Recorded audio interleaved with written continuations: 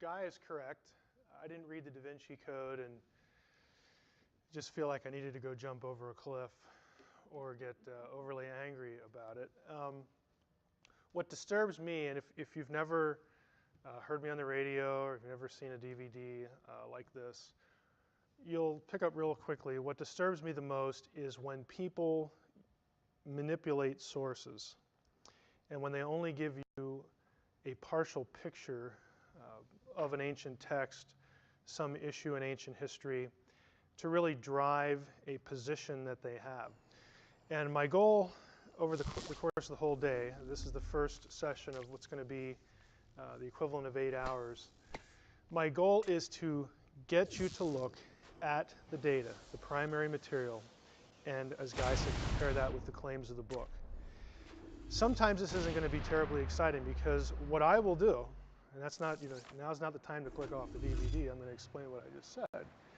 What I tend to do is I tend to try to show you the source, and when I'm quoting from a secondary source like a dictionary or some accepted scholarly work that is just accepted and used and praised by everyone in a given field, I'll give you the page. I'll give you the page number. I'll show you the text. I want you to have the information so that you don't have to just assume that I'm quoting it right or I'm just such an honest guy you can just always trust me. I think I am an honest guy and you can trust me. But I still like to put it in front of your eyes so that you can see that I'm not making it up. The last thing I want to say by way of introduction is I'm not so worried about Dan Brown. Dan Brown is an author. He writes fiction.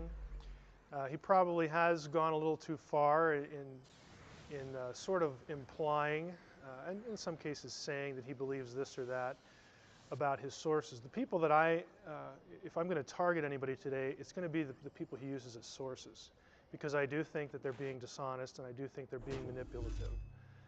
And I will name them by name. They know where to find me if they don't like it. And they're free to prove otherwise, because I think it's going to be pretty hard because it's going to be right in front of your face.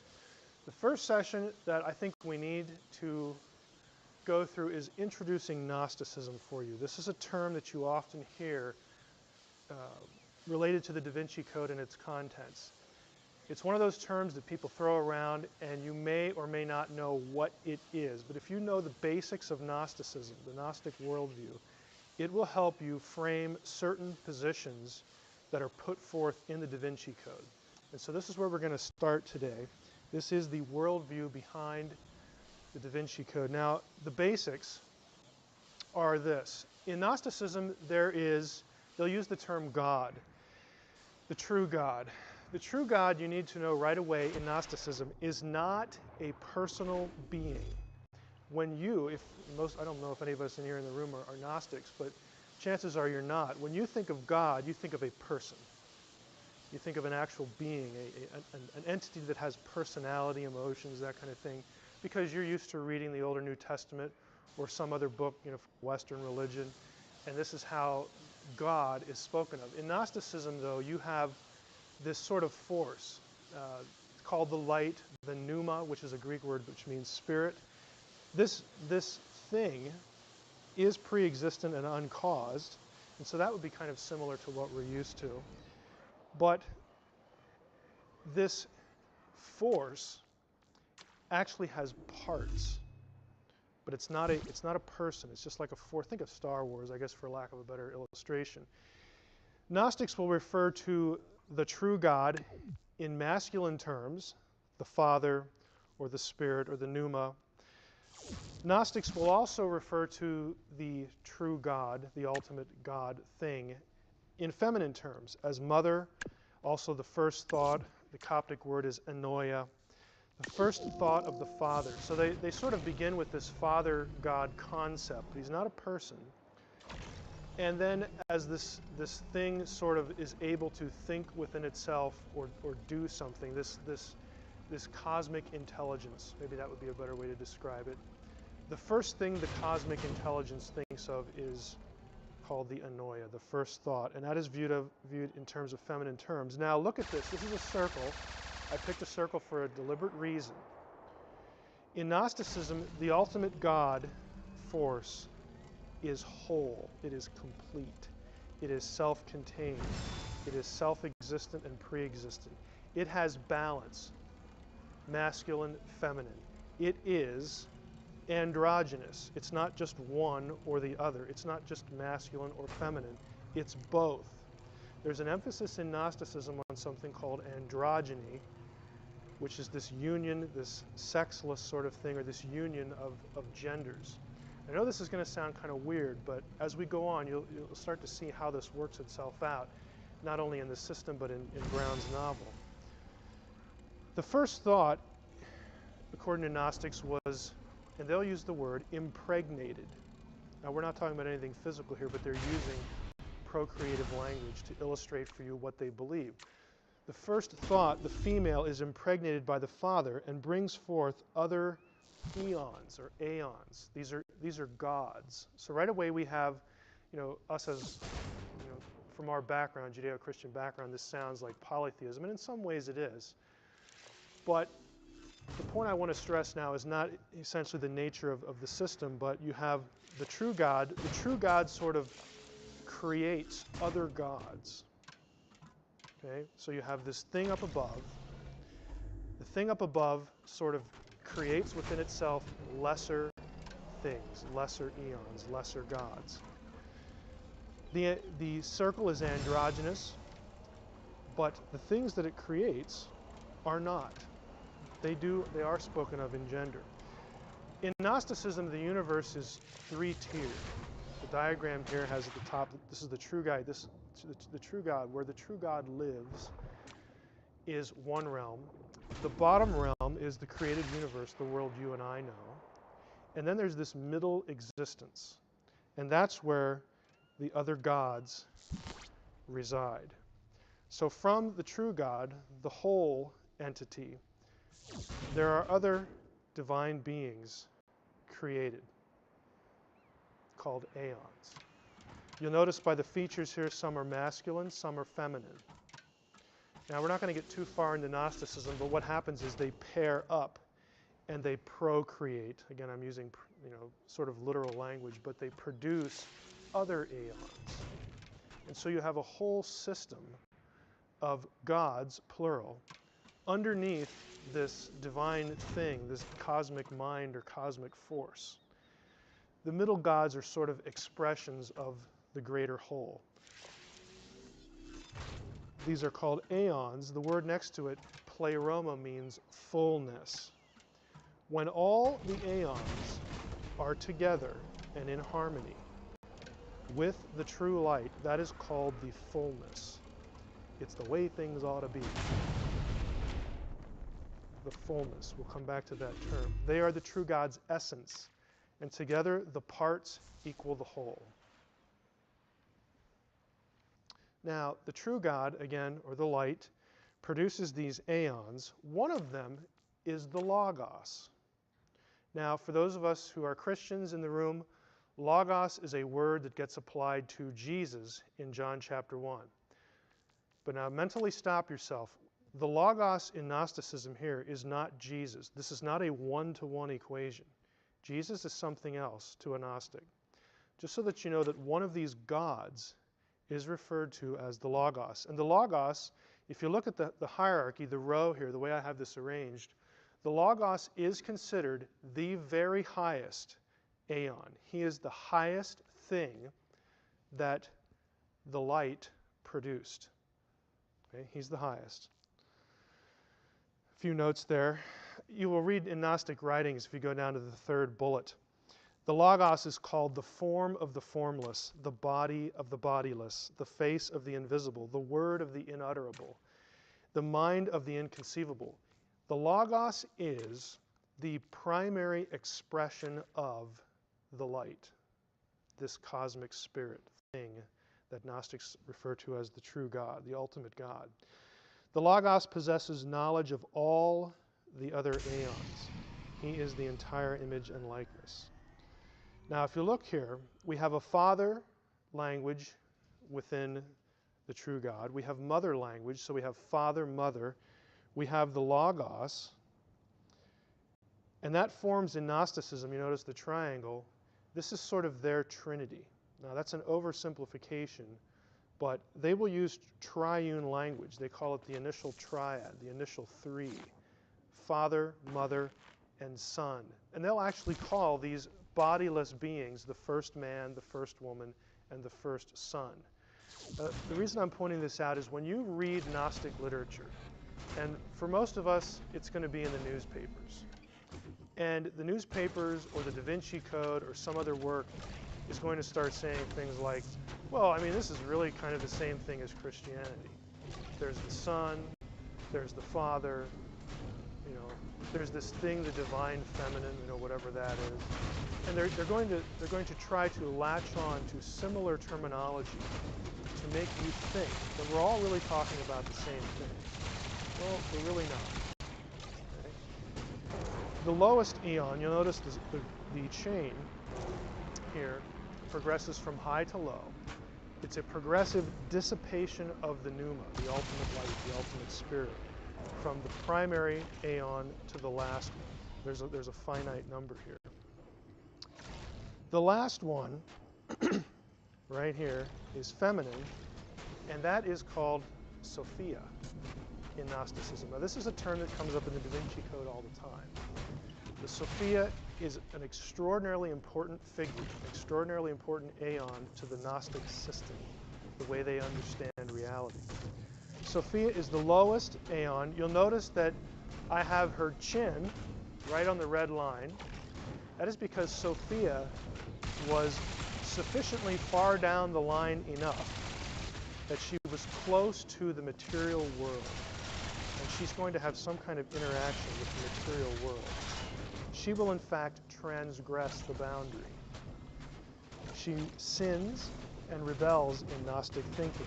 What she does, the Sophia, and this is a quotation from one of the Nag Hammadi texts, the Sophia wanted to bring forth a likeness out of herself without the consent of the spirit. She wants to reproduce, like the ultimate God did. She doesn't want to involve her consort. Remember, I told you the aeons were paired, masculine, feminine, and then they produce other godlike beings in the Gnostic system. She doesn't want anything to do with her male counterpart.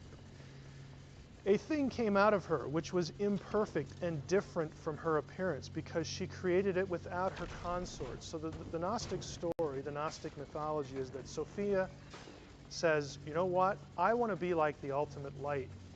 I want to be like the Most High. Okay? And I'm going to create of myself something. I'm going to imitate his behavior. And Gnostics view that as sort of a good thing, but it's kind of preempted the way it's supposed to be done, but it's still somewhat okay. Why did she do it? Because she is, according to Gnostic texts, unconquerably krinikos, which means lewd. I am the whore and the holy one. I am the wife and the virgin. Holy, whore, wife, virgin. Think Da Vinci Code. This act of, there's this thread running through the novel about how this sexual act, this sexual ceremony somehow is an act of worship. What they're trying to do, what Brown is trying to describe, and not all Gnostics saw it this way, but many did, was that this ritual act of intercourse somehow commemorates not only Sophia, Sophia's reunion. We're going to talk about when Sophia gets back to the Pleroma, when she repents, but also the initial androgynous male-female togetherness of the ultimate reality. That's why the act of intercourse has a sacramental value in some Gnostics. What does she make of herself? She makes a being called the demiurge, which just means the maker. The demiurge is also known as Yal the Beot, child come forth, or child of chaos. You will see both translations. He is also called Saklas, the fool. He is also called Samael, the blind one. This being is none other than Yahweh, the God of the Old Testament in Gnosticism. The God of the Old Testament to a Gnostic is a created being He is called a fool. Why? Because he runs around saying, I'm the only God. There's none like me. Duh. Okay, Gnostics consider the God of the Old Testament a fool because he doesn't want people to know, and he's going to create humans. He doesn't want humans to know that actually there's a whole bunch of aeons that are bigger than he is, more powerful. And there's even further removed from him this ultimate God thing. The God of the Old Testament to a Gnostic is a fool, is blind, because he doesn't seem to realize that there are other gods. He goes around denying it. He's either blind or he's an idiot. And he's just bad because he doesn't want you, humanity, to know the truth. Now, here's our line separating the middle realm from the realm we know. The demiurge is going to create the world, just like, you know, in the traditional Old Testament. The demiurge will also create archons, which is a word that means rulers. The archons are mentioned in the New Testament. These are the principalities and the powers of the air, the rulers of high places who are wicked. But in Gnosticism, the archons, yes, they're bad because the demiurge made them. But they're not bad in the sense of they're opposing God. They're actually, in Gnosticism, the archons are God's henchmen. They do his bidding to suppress humanity, to keep humanity from learning something. And we'll talk about what that something is. So the demiurge makes helpers, what we would think of as fallen angels or watchers or fallen sons of God, archons. It's really the same old thing. Together, the archons, now look, the key there is together. The archons and the demiurge make Adam. Let us create humankind in our image. A Gnostic would say the plural there indicates that the demiurge and the archons get together and fashion the man. It is a co-creation. Those of you who are familiar with other stuff I do know that I don't buy that position because the grammar of Genesis 1:26 does not support it, but frankly, Gnostics don't care. So we'll skip that bit. If you want to find more about that, you go up to my website. Sophia looks down at this. You see the yellow line there. Sophia looks down at what's happening and she goes, this was probably a mistake because this guy's kind of nasty. The demiurge's kind of nasty. And now the demiurge is just kind of doing what I did, and he's starting to make all this stuff. And I guess it was okay when he made this world thing, like who cares? And the archons, well, you know, we're more powerful than they are anyway, so I'm not too concerned. But Sophia takes pity on Adam, because Adam is created to be a slave of the demiurge and of the archons. And something clicks inside Sophia, according to the Gnostic myth. It says, you know, I need to do something. This is just a little too far. I can't abide this. And so the Sophia, Gnosticism disagrees here. There are two versions of this. One has the Sophia voluntarily putting some of her divine essence into Adam.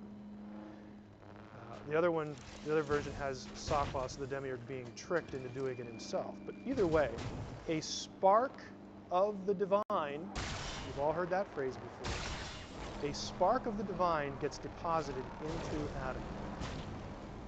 So that now Adam is not just a worm-like, creature that just can't think or has no mind and no spirit, just to serve the demiurge. Now Adam is flesh and spirit. He is material and he is divine. And he's a mix. Adam then is used to bring forth Eve. In a later session that's really devoted to this Da Vinci Code myth about how the Gnostics just treated women so wonderfully and the Christians are just the misogynistic Neanderthals of the ancient world, we're going to see that that is not the case. In Gnosticism, I'll just telegraph one point here. In Gnosticism, Adam has the divine spark. Eve doesn't. Eve is less than Adam. She is less than divine. to a Gnostic. That's not a very positive, affirming thing, for women. But that's Gnosticism, really, as you'll see it in Gnostic texts, not in Dan Brown's novel. Advanced concepts, I'm not going to part too much on this. Sophia is redeemed. She's the youngest and last eon. She was furthest from the light. She makes a mistake. She's again driven by this procreative urge. Her desire, again, was viewed positively in that she wanted to be like the Father. There are really two parts to her. She's conflicted in the Gnostic myth. She wants to be like the ultimate God, but yet she has this own self-willed rebellion thing going on. Eventually, the rest of the Pleroma says, we can't let this go. We need to get Sophia back here so that we are full, we're complete. So we have the old Pleroma back, the fullness. And so what they do is they decide to attract her. Several high aeons, the Holy Spirit, these are all separate beings in Gnosticism. The Holy Spirit, the Christos, and Jesus. Now, if that surprises you, if you're a Da Vinci Code reader, good. Because the Da Vinci Code has characters saying that ordinary man. If you read the Gnostic text, you will not get that message. Jesus is an aeon. He is a divine being in Gnosticism. He's not just an ordinary Joe. These three devise a plan to attract Sophia back to the true light. The Christos appears to Sophia in the shape of a transcosmic cross. And now she sees that out in the universe, and she knows that this is a sign from the Pleroma that you can come back. Just follow the light. Isn't that a nice phrase we've all heard in our culture? Follow the light. It's Gnostic. You keep your eye on the cross, you follow the light, and you will make it back to the Pleroma. Her celestial bridegroom, Jesus, awaits her. Again, think of the Dan Brown, Jesus, Mary Magdalene.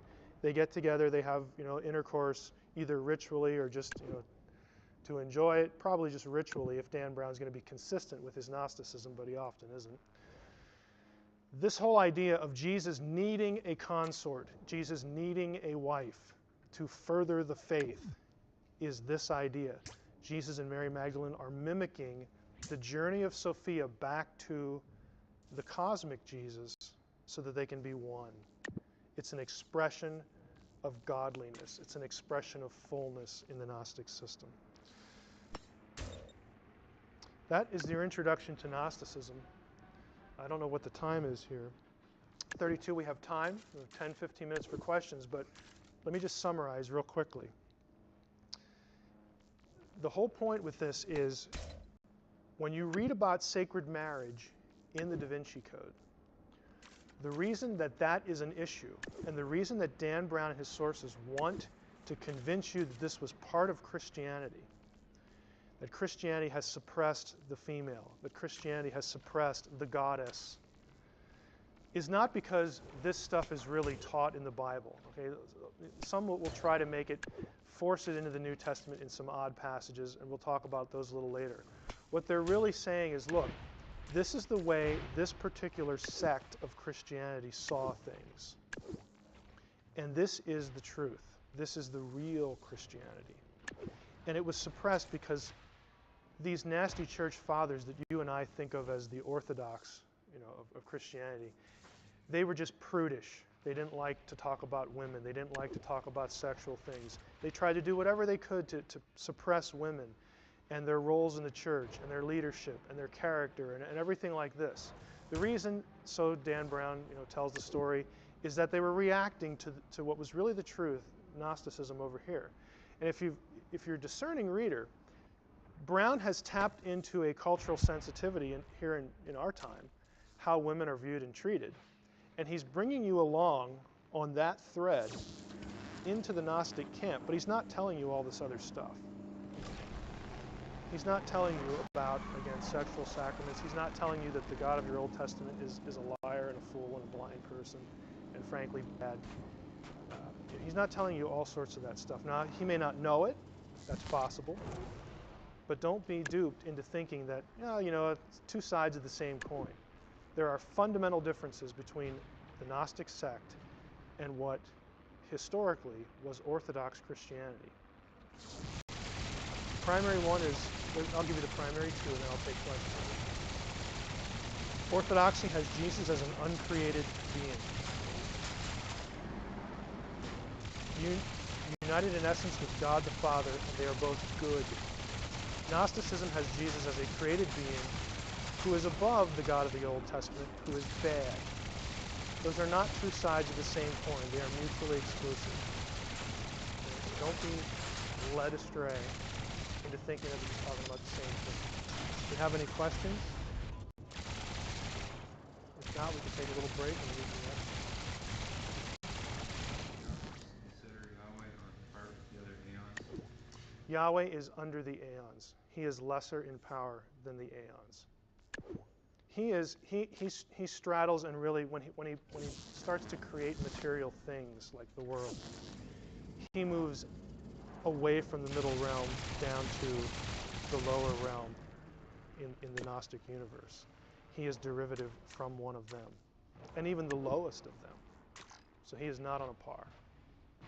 Any questions? In the back?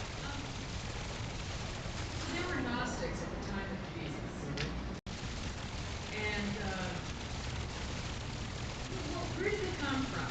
Where did the Gnostic thinking come from? And where did they fit into that time in history we as Christians view? Like, what were they doing? Right. The question is where the Gnostics were around, they developed, where did they come from? Gnosticism as a full-blown system, you don't have what we call Gnosticism until the 2nd or 3rd century AD as a system. You have elements of its thought, of its worldview prior. And the strands come from different places. One of the more obvious is that it was a struggle, and frankly, if we're honest, it still is to some extent. It was a struggle to understand how you can have a God and 3 persons, but they're all the same, but yet they're not. And the Council of Nicaea was an attempt not to come up with a new position. The Council of Nicaea is arguing for an ancient way of understanding that. And in, I think, the 3rd or 4th session here, we're going to talk about Jesus as God well before Nicaea. And frankly, the idea that there was a Godhead in Judaism. That idea is not a Christian invention. It's Jewish. But backtracking, it's hard to understand. I'll take you through some Old Testament passages today. And you'll look at them and you'll go, well, there's 2 there. How can that be? How can there be 2 gods? I thought Judaism was this monotheist, It is and it isn't. It depends how you define the terms, and it depends what the text is saying. And they were struggling with this like some of you. When I show you some of these things, you're going, how did that work? Why didn't they get that? Or if they got it, why did they go over here with it? That kind of thing. Gnostics are trying to they're struggling. And I feel somewhat sympathetic to Gnostics on that level, and to Arius, who was the focal point of the Council of Nicaea, his heresy, because he's just trying to figure this out. Another strand is Jewish mysticism. The idea of, well, what is it really like at home in the Godhead? I mean, what is it really like? Who lives there with God? And we ask these questions now. Well, before there was a creation, what was there? What was God doing? If there was no time, can God have thoughts that are in order? Can there be chronology before time? I mean, they're thinking these thoughts, and when the ancients are thinking these thoughts, they're essentially putting them down either in the heads or in writing. They're trying to systematize their thinking to understand what goes on with God and what's his relationship to these other beings that we see in the Scripture. We see plural Elohim in the Old Testament. We see the Word. We see the name. We see the angel of the Lord. We see the one who rides on the clouds, who isn't Yahweh in Daniel 7. They're reading their Bibles, and they're trying to grapple with how to correctly systematize this. Now, what happens is you take those questions, which are all legitimate, and Gnostics come from Egypt, and what they did was they started to try to merge what they're seeing in the Old Testament and in Jewish writings. This is all before the New Testament's written, and it carries on when the New Testament starts getting written. And they start looking for counterparts in the local religion of Egypt. And once that happens, you see this convergence of threads. And out of that comes Gnosticism. Another strand is, what about evil? Why is there evil? You know, Orthodoxy has, I'm not going to say there's just one explanation for this, but Orthodoxy wants to see, and you know, I agree, but I'm not going to go any further than that because there are ways to understand this, and there's difference of opinion. But the Orthodox position is that, look, if there's anybody in control of evil other than God, then we've got problems. Then we're dualists. Then there's a competitor to God out there who's just as powerful as he is, and that isn't reflected in the text of the Jewish Bible. The God of Israel, you know, who is our God, the God of the New Testament, because the church derives from, you know, Judaism in that sense. And so that just wasn't an option. But then that means that God is somehow in control, ultimately, of evil. Now, does God cause evil? Does he passively allow evil to happen? God is bigger than evil, so he can take evil and manipulate it and work it and predestine it to good. Okay, that is taught in the New Testament, these ideas. But to the Gnostic, here's the way the Gnostic answered the question. The reason that there's evil is because that's the way the world was created. There's no fall. It was just created evil. And if you have an earth that's created evil, somebody evil had to do it. And since that person in the Jewish Bible is Yahweh, Yahweh must be bad. That must be why there's evil. Because the fullness, the true God, the light, would never create anything evil. Therefore, there's a separation between the true God and this God over here who creates the world. Gnostics were troubled by the problem of evil. And that's an honest question. That's an honest, you know, issue. So I'm not going to portray Gnosticism as some sinister movement or force that, you know, 4 guys got in a room one day because they didn't have anything better to do and say, hey, let's create a counter system to Christianity. We all just hate these Christians. Let's come up with something that mocks it and turns it on its head or whatever. No, they were asking the same questions that everybody else was asking. And they were doing some bad exegesis in the process, but the questions were good ones. And they were reacting not necessarily to, you know, to the Orthodox point of view, but what Dan Brown tries to give you the impression of, and his sources especially, you know, Brown's just a fiction writer. They want you to think that at one time Gnosticism was the dominant view. And that was never true. There is not a scrap of evidence for that. Gnosticism was always a peripheral thing that was reacting against the majority opinion. And the majority opinion was not just based on, oh, which way is the wind blowing? You know, we have so much power here in the 2nd century church. You know, forget the fact that the Romans are killing us off in droves. You know, we have so much power here, we need to suppress these Gnostics. It's silly. But that's the view that Brown's sources want to convey you with. They want to give you this impression that, well, the reason Orthodoxy won was because Irenaeus and these other church fathers were so powerful, they just put the screws to everybody else. Hey, they're trying to survive like everybody else. Christianity is not legal. You can be killed if you have a copy of the New Testament. This is not a bunch of power-hungry slobs, you know, dictating something to this little piddly group over in Egypt. It is just a mischaracterization of what the historical record is. But again, I want to leave you the impression, it's not that Gnostics started out as this sinister group. They're asking good questions, but they're basically refusing the instruction, and they're not refuting the arguments of the majority. They're coming up with their own arguments, and that eventually leads to the Council of Nicaea, where they have their day in court, and they lose, okay, because they cannot refute the arguments of the majority. It's not that they go there as the majority and then somebody gangs up on them and sticks them the theological knife in the back. That is not what happened. And we'll talk about that today later too. Another question? Yeah. So the Council of Nicaea pretty much put an end to Gnosticism then? No. The Council of Nicaea made a declaration. There were there were a lot of people there who did not buy what Arius was saying, but they didn't want him expelled because in their eyes he was still a Christian. You know, he accepts that Christ is the way of salvation and so forth and so on. But the opinion came to be that, you know, pragmatically speaking, we need to do something so that the rest of the ancient world knows that Arius' position is not, you know, correct. So they did expel him, but even after he is expelled from his position, Arians are referred to as Christians in ancient writings. It's not that you're evil and you're going to hell now or anything like that. But the whole point was that we're going to declare that this position is incorrect. Arius is not able to articulate the position that reflects the ancient text. But we're just kind of hoping that, you know, he comes back to the fold. Gnosticism and Arianism continued, you know, along with their own followers. Eventually it sort of dies out because there aren't many of them, you know, relatively speaking.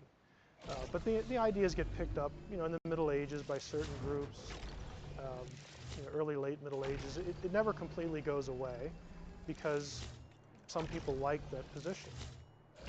They prefer. They thought that was a good answer to these questions, but it was never, you know, the majority, and they never produced anything that refuted the majority. They never did it, but they didn't really care because they just preferred the position. Is there an official start to the date of Gnosticism? No, not as a movement. What happens is its threads go all the way back, you know, into pre-Christian days, with your Jewish Bible. In the first millennium BC, we'll say there are threads. There are ideas in Gnostic, what we call Gnostic ideas in the Dead Sea Scrolls.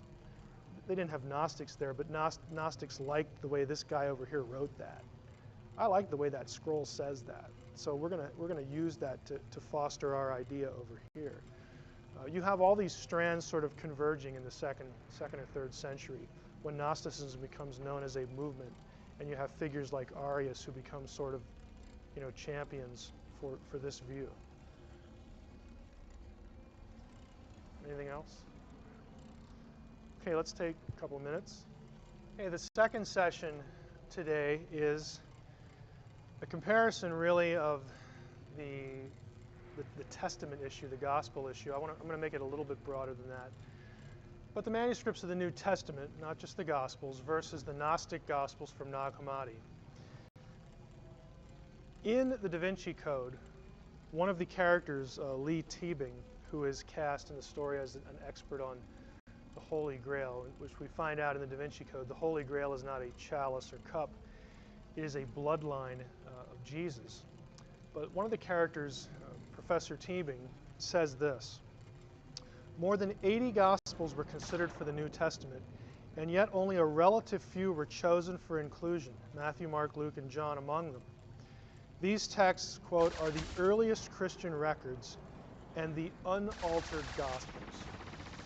Now, before I turn the slide here, there is a reason why, when the Da Vinci Code came out, every scholar from any theological position, from the most rabid fundamentalist to the most rank atheistic liberal, said this is bunk. And this is one of the biggest reasons why. These claims, as far as the nature of the Gospels, earliest and unaltered, are just frankly laughable to people who do this for a living. But again, it's like, well, it's just fiction. And everybody could have lived with that if it wasn't for the fact on the first page, or the inside cover of the Da Vinci Code, he talks about the meticulous research that went into this and how this is just going to change everything, and then successive interviews. That's what torqued people off, regardless of their theological position. Because frankly, scholars don't like when people invade their turf and say dumb things about it. Right? Now, what are the Nag Hammadi documents? You'll notice in red there on the map, the bottom third is Nag Hammadi, the place. The Nag Hammadi texts are a collection of 13 ancient codices, which is essentially what we'll call it a book, something bound on one side or folded. containing over 50 Gnostic texts. They were discovered by accident in Upper Egypt in 1945. The man at the center is the credited discoverer, Muhammad Ali Saman. Had gone off, kind of like the Dead Sea Scrolls story. He goes off and is looking for fertilizer in the mountains close to his village, and he unearths a jar, and the rest, they say, is history. The books that were found at this location were quickly sold into the black market. The Egyptian government eventually got them fairly quickly. This is what they look like. You'll notice that as manuscripts go, this is pretty decent condition. You can get a whole lot worse than this. Despite the figure to the left there, you can see how tattered some sections are.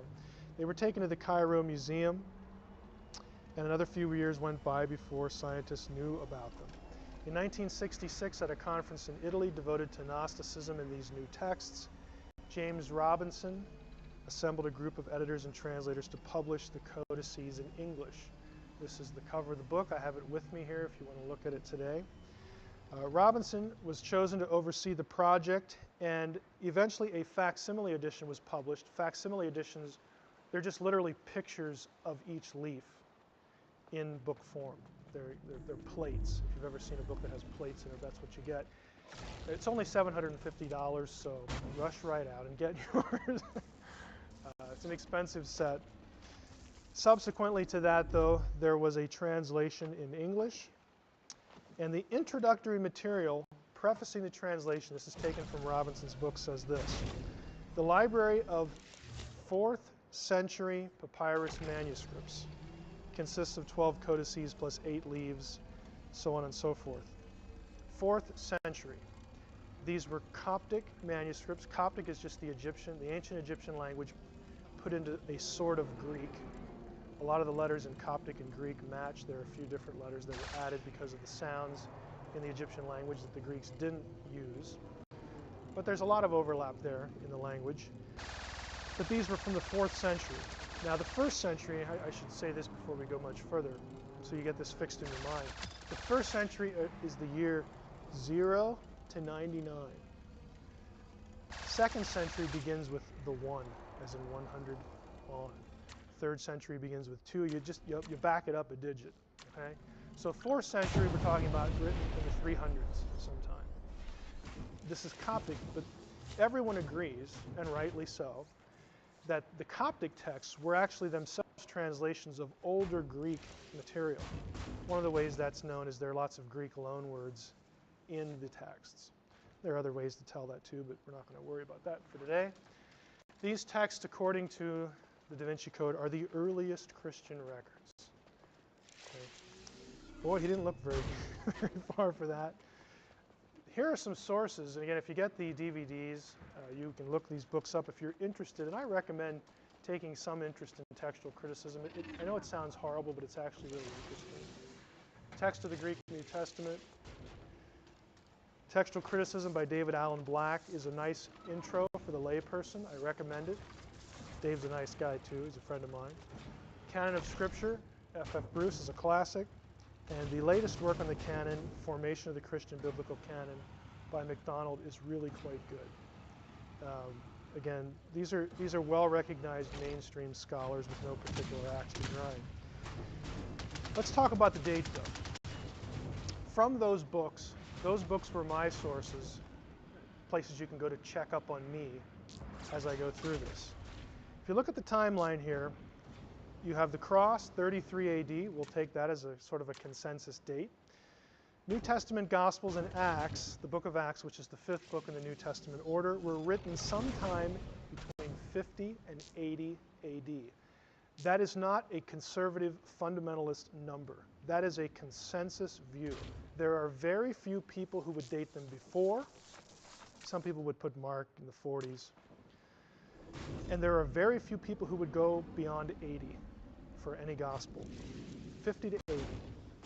Now you have the presumed Greek originals of the Gnostic texts, and you can see with the blue there that we're talking at least 100 years after the New Testament books. And then, of course, the Coptic Gnostic copies. Now, Why 50 to 80 AD for the New Testament? What's the evidence? In other words, are you going to come here and just have me tell you that and walk away thinking, oh, that's nice? Why do people say that? Well, there's actually evidence for that. 3 non-technical points for today are the Gospels, all of them, or at least Matthew, Mark, and Luke, prophesy the destruction of the temple. In other words, there's a prediction. Jesus makes predictions about the temple being destroyed. That happened in 70 AD. Everybody on the planet knows that. Okay? However, none of the Gospels mention its fulfillment. So the presumption is that they were written prior to the fulfillment of the prophecy, because nobody mentions it. And that was a big deal in Judaism, a huge deal. Luke never mentions the death of Paul and Peter in either his Gospel or its sequel, the book of Acts. We know from external sources that Paul died in the late 60s, 66, 67 AD. The book of Acts ends before his death, and Luke was written prior to Acts, so there you go. Do the math. Manuscript evidence.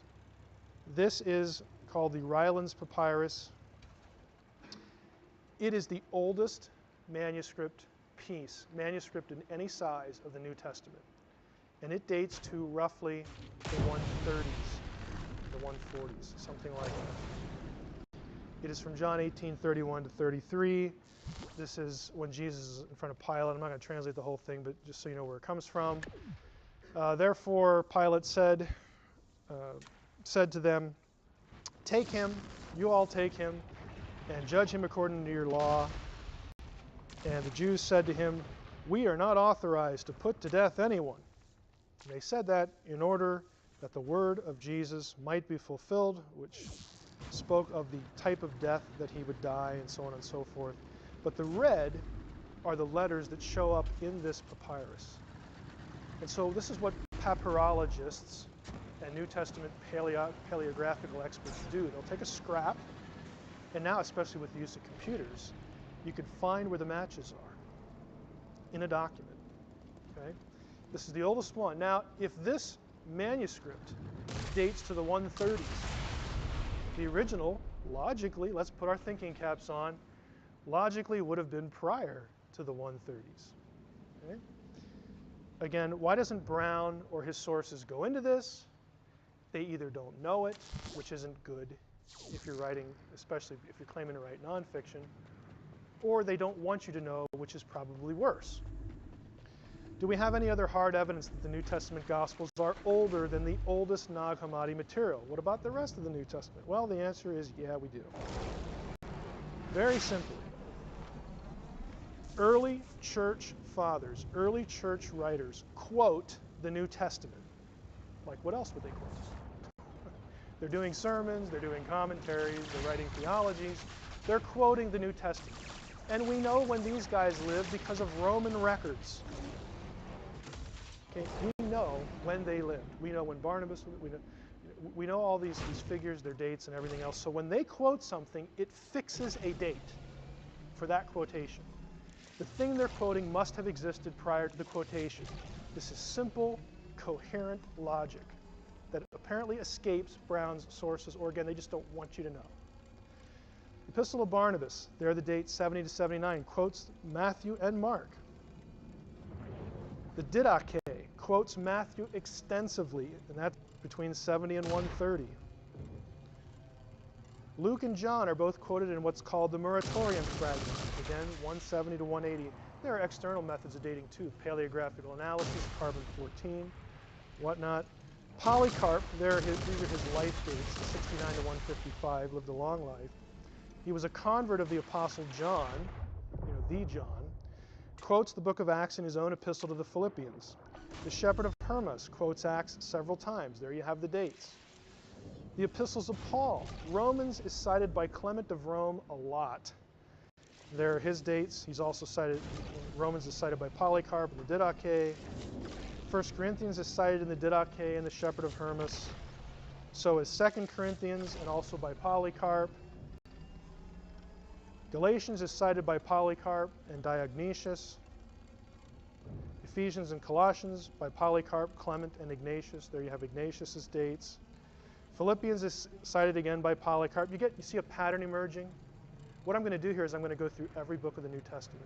Every book of the New Testament is quoted in a source earlier than the oldest Gnostic material at all.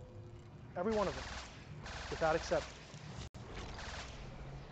Epistles of Paul more than 1st and 2nd Thessalonians, 1st Timothy and Titus, again cited by Clement, the Didache. Ignatius makes allusions to the personal letter of Philemon. There's a debate whether that's an actual quotation or an allusion, but an allusion works for our purposes. The book of Hebrews is cited frequently by Clement. James also, 1st and 2nd Peter, cited by Clement. 1st John, the Shepherd of Hermas. 2nd John by Polycarp and other sources. And the book of Revelation, cited by Hermas and Justin Martyr, whose date is 160. Every book in the New Testament is quoted by somebody before any Gnostic gospel was written. I'm not talking the translation, was written. Now, the only possible exception among the Gnostic material is the Gospel of Thomas. Thomas might be roughly contemporary with some of the later Gospels, but that is the only one. And there's debate over that. But I'm telling you because there's debate on it. Okay? And by the way, the Gospel of Thomas, if you, again, a lot of this scholarly material is really expensive and you have to be near a library to get a hold of it. But there are, you know what a harmony of the Gospels is? When they'll take the Gospels, the four of them, or the three anyway, the three synoptics, Matthew, Mark, and Luke, and they will put them together into a flowing narrative. There are sources by scholars, one of whom I know, Craig Evans.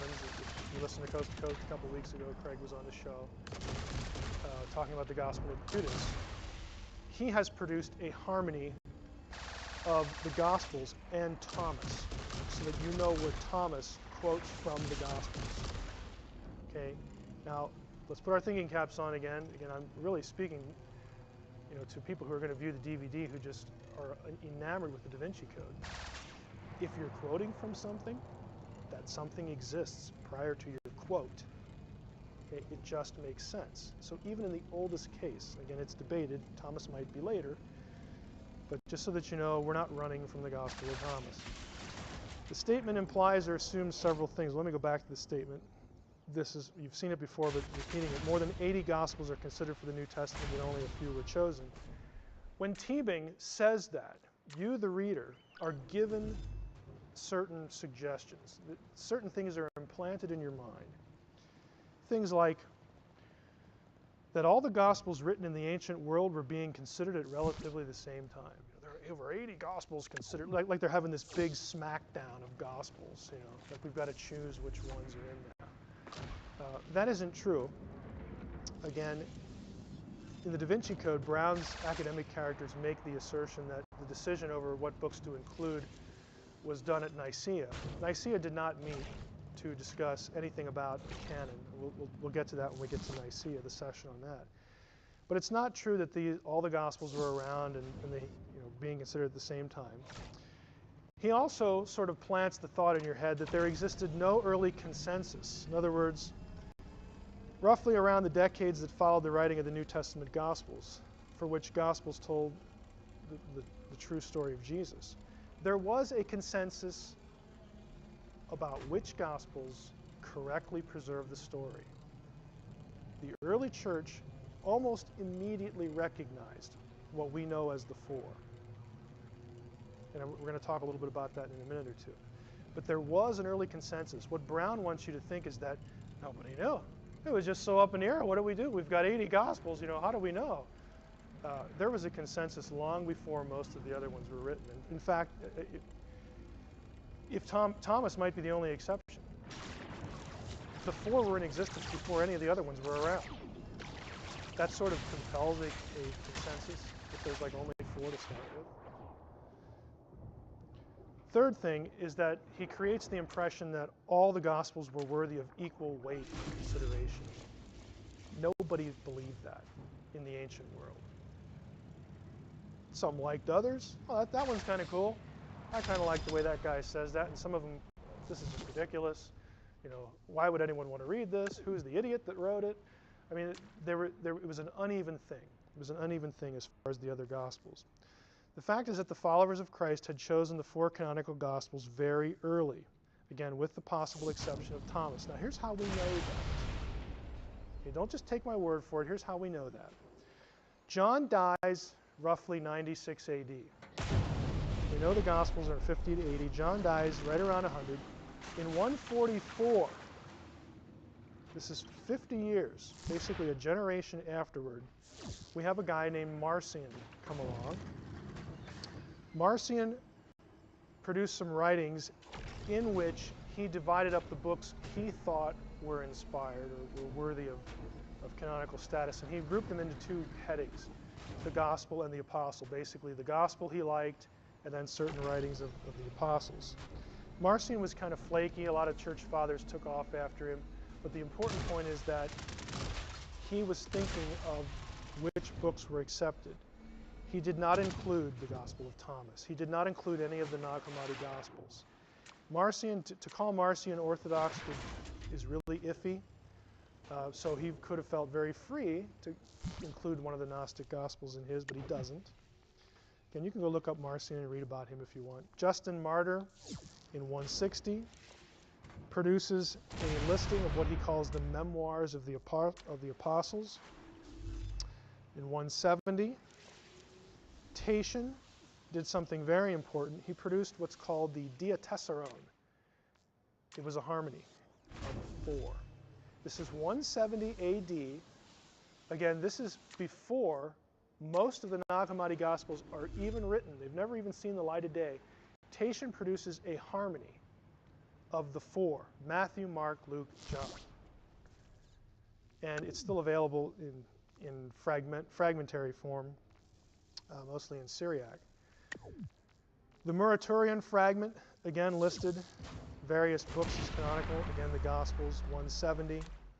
Describes the 4 Gospels, 13 epistles of Paul, Jude, and 2 epistles of John, and attributes canonical status to them. Again, this is well before we have Nag Hammadi Gospels floating around. Now, I want to rabbit trail in Tatian's Diatessaron because there's another reason why it's important. 170 AD, he produces this 4-fold harmony. This edition proved very popular, especially in Tatian's native Assyria, where the Syriac-speaking church was unwilling to abandon it at the beginning of the 5th century in favor of a new Syriac version of the 4 separate Gospels. Very popular. Now, the Gospel of Thomas, again, some people want to date roughly contemporary with the canonical Gospels, but here's the important point. The Gospel of Thomas is called the Gospel to Didymus Judas Thomas. And it shows that title comes from the eastern part of the Roman Empire, the Syriac-speaking church. That's the only place that designation is found, in that part of the world. That tells us that the Gospel of Thomas, whenever it was produced, was around in the Syriac church. And guess what? They did not include it in the Diatessaron. Tatian did not accept it at the level of the 4 Gospels. If he had, we'd have, the Pentatession or something, whatever it is. I'm being a little flippant here. It's not the proper terminology in Greek, but you get the idea. You'd have 5. You'd have a harmony of 5. Or Thomas would replace one of the other ones. Tatian did not deem it canonical. Guess what else? Tatian does not come from the western part of the empire where the evil bishops, the evil Western church fathers could, twist his arm behind his back and say, you better not, you better say the right things about the Gospels. It's also what? 180 years, or 150 years prior to Nicaea. The 4 were accepted hundreds of years before we ever get to Nicaea. If you're going to look at the primary sources, that's the only conclusion you can draw, because that's what they say. At least what we have left. Now, the other claim in the Da Vinci Code, the Gnostic Gospels are the unaltered Gospels. I really love this one. The statement implies or assumes some flawed ideas. 1, that the Gnostic Gospels all agree on the details of Jesus' life and his teachings. The Gnostic Gospels don't all agree about who Jesus was and what he said and where he went and what he did. There are disagreements. They do not match perfectly. Therefore, there could have been some changes, some alterations, whatever. They're not this unified monolithic thing. Oh, perfect agreement. It's just not true. It also implies that disagreements between the canonical Gospels invalidate them as accurate sources for the life and teachings of Jesus. Let's examine the logic a little bit before we move on. If I were to, well, let's just take a look here. Let's go to this one. The Gnostic Gospels do frequently agree or disagree. This is a quote from Dictionary of Jesus and the Gospels. You will notice here the portion that is in yellow. There are significant differences between the Greek fragments of Thomas, and we must therefore have, it must have existed in two versions, two redactions. So on the one hand, the Da Vinci Code wants you to think that the stuff in the New Testament just disagrees all the time about Jesus, and how can any of them be right? There must be errors in there. They don't give us a unified picture of Jesus. Something's wrong here. But over here, the Gnostic Gospels are unaltered. They just present this wonderful story about Jesus, and it's so coherent. And we don't have these problems over with the evil, nasty New Testament where the Gospels disagree with each other at some point. It is just buffoonery. Okay? On the one hand, the Gnostic Gospels disagree a lot. On the other hand, disagreement doesn't mean error. Illustration. Let's go back to 9/11.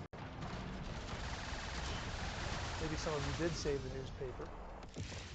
If you went to New York the day after 9/11 and you bought 3 or 4 newspapers about what happened on that day, would the accounts all agree word for word?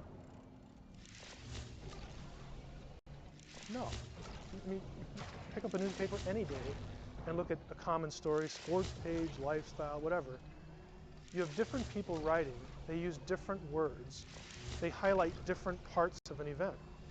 Does that mean that any of them are wrong? Does it of necessity mean that any version is wrong? No. They might be, but it doesn't necessarily mean that, because there's different people. They write from their own perspective. They have a pile of information in a limited amount of space. Same thing in the ancient world. You don't go down to your Rite Aid or to Office Max and get another ream of paper. You got what you got. And if you screw it up, God be with you to find another piece of paper to write on, because it's not like you can't buy it. You got to make it. And it takes a long time. Or you got to go skin the goat that you're saving, for whatever meal. It's just a different world. On the other hand, let's put yourself in the classroom. Let's say you're a high school teacher, professor, whatever, and you've given an assignment to your class to write a paper. And you go into class the day the paper's due, and you collect the papers, and you're shuffling through them in your office, and lo and behold, there's 4 of them here that they agree word for word. What would you think? Somebody's copying. We have plagiarism here, or somebody's copying, there's collusion, and whatnot. Let's take this to the Gospels. Yeah, the Gospels disagree. Disagreement does not necessarily mean that any of them are wrong. This is why it's kind of neat when people come along and produce harmonies and synoptics. Exact agreement would suggest collusion, but that isn't what you find in the New Testament. I'm glad they disagreed, because if they all agreed word for word, that would look like they all got together in a smoke-filled room and said, let's get the story right. That's not what you have. The Gospels disagree again because of difference in audience, difference in personality. There are similarities because these guys know each other. They probably pal around with each other periodically, but there's also independent work. It's just what you'd expect in the normal circumstance of those days. Now, I'm going to recommend some books. Again, check up on me, buy them. They're not expensive, at least these aren't. And these are the best sources for historical reliability of the Gospels from people who are scholars who are aware of the disagreements between the Gospels. Craig Blomberg has produced one on the historical reliability of the Gospels. That's Matthew, Mark, and Luke. He has a companion volume on John's Gospel, same focus. This is not light reading, I will warn you, but it's the best thing in print, just bar none. Why 4 Gospels? Again, from my friend David Allen Black.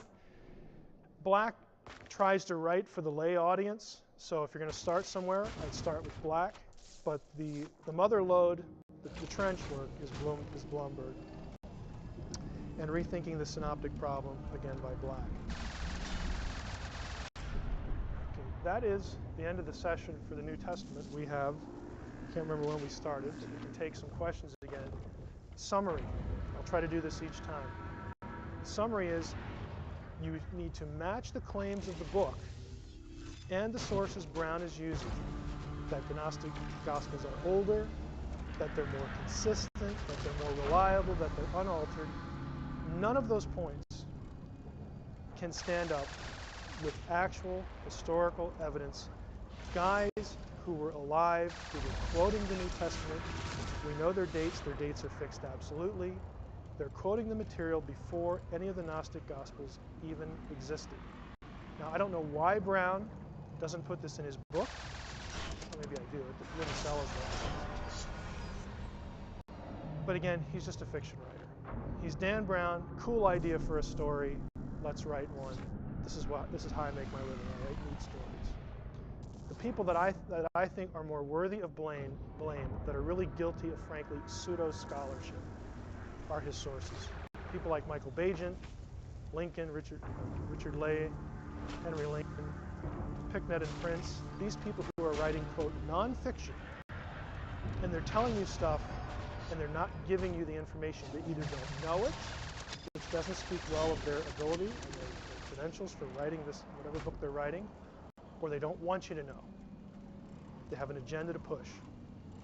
And either one is bad. I'm going to let them take the pick and explain to you, explain to me why this stuff isn't in their works. Okay. Any questions? Yes. Went into a long parenthesis on the Gospel of Thomas as the only exception. And heard the arguments, but I'm not sure exactly it's the exception in what sense. Age? Chronologically, yeah. One that is as old as the New Testament originals? Yeah, the reason that is supposed is Thomas is the only Gnostic gospel for which there is Greek material. Remember, the supposition is that when you have the Gnostic Gospels, they're all written in Coptic. They are translations of older Greek originals. There isn't one shred of Greek material for any of the Gnostic material except for Thomas. And since we have that from Thomas, and I mean, they're little pieces. You know, it's not like you don't even have pages, you know, in Thomas's case. But the Greek original is known because of the scraps that are there. And so the difficulty is, well, you know, can we get a reliable date, you know, from the scraps? You know, it's kind of a carbon-14 problem because to date it you'd have to destroy it, and there's that little of it left. So the guess is somewhere, it might be as early as 50, which is would put it contemporary with the canonical Gospels. But that's the only one, just because there just isn't material, you know, for it. Another question.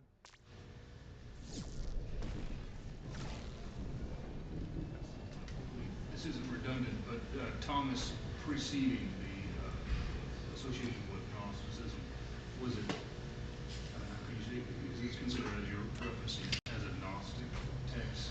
And how was it viewed beforehand at other places? Well, have any of you ever read Thomas?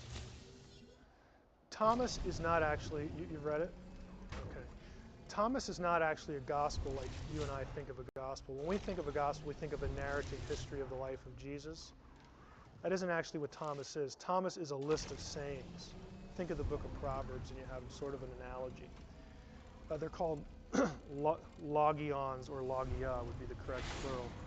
They're just sayings, things that supposedly Jesus said. So the reason that this collection of sayings is viewed as Gnostic is because some of the content of the sayings, thematically and conceptually, will match Gnostic material that is much longer and more theological treatises. So that's where the association comes in. And even if Thomas is as early as the 50s or the 60s or whatever, what you have is you have pieces, you have threads of the fuller Gnostic thinking when it comes later. You have threads of that, little pieces of it resident in Thomas, which comes again as we mentioned last time. Gnosticism as a movement is the result of a convergence of threads of ideas. So you have Thomas reflecting some of those.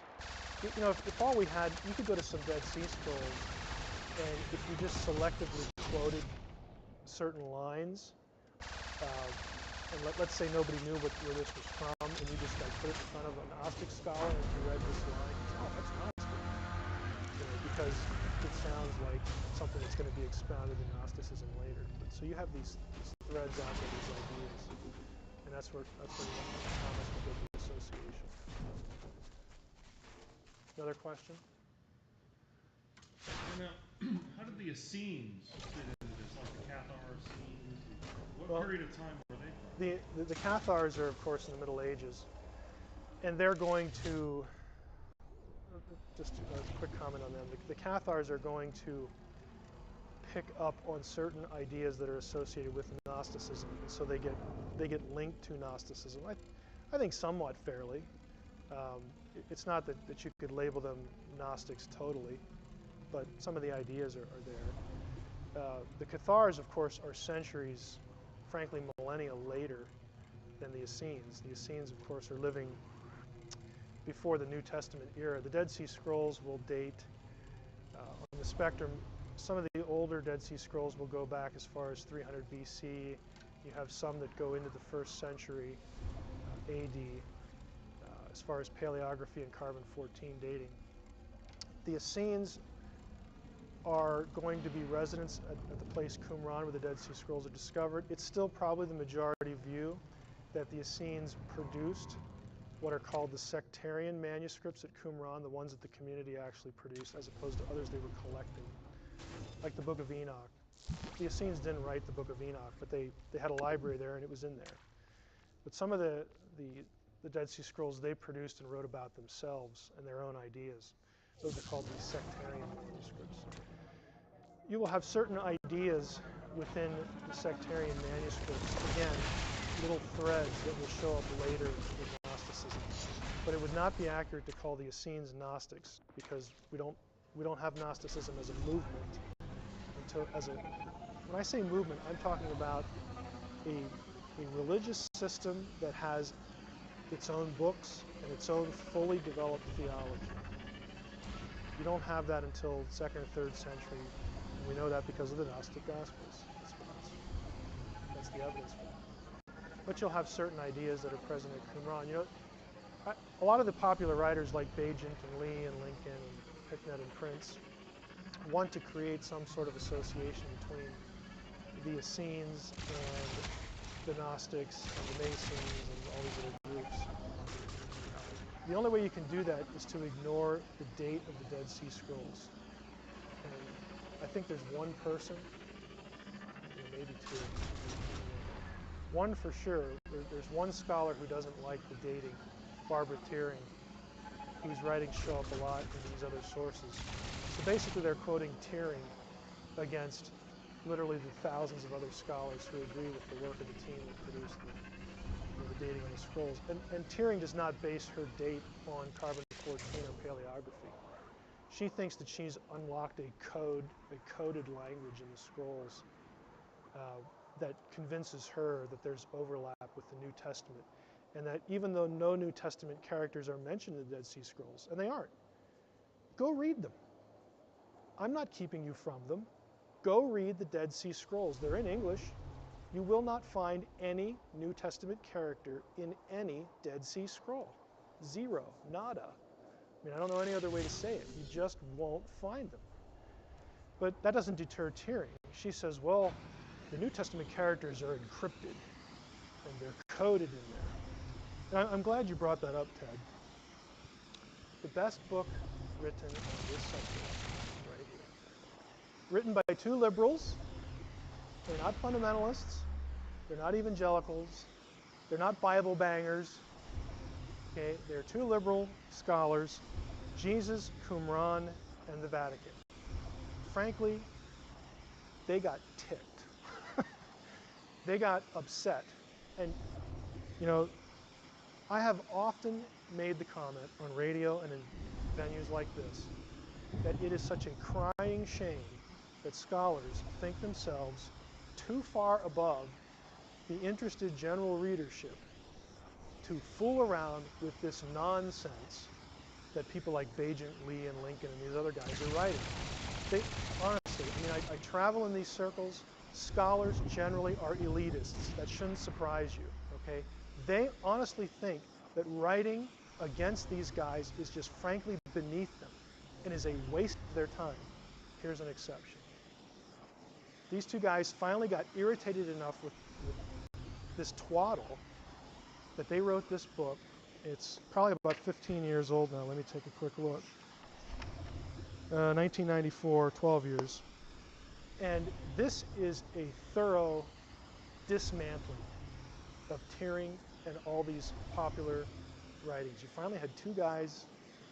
They weren't on the Scrolls team, so they're not part of the conspiracy. Okay?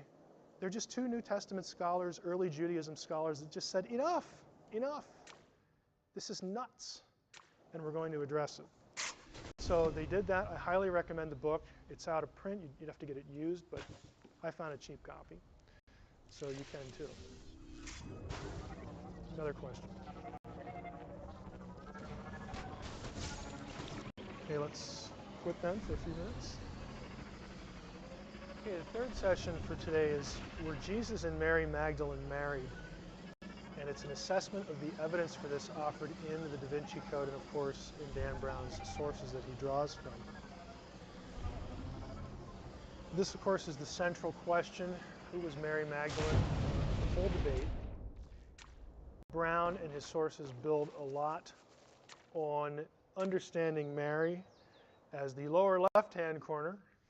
Of course, you know, the bare breasts depicted in art often this way because of the supposition, incorrect supposition, that Mary Magdalene's sins were somehow related to sexual activity, that she was a harlot, a prostitute, and whatnot. There really isn't any evidence in the New Testament for that, but we're going to talk in the course of this session as to where the idea came from.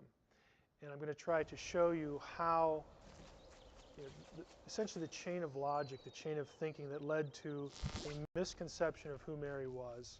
And then we'll talk about who she really was and the claims of the Da Vinci Code.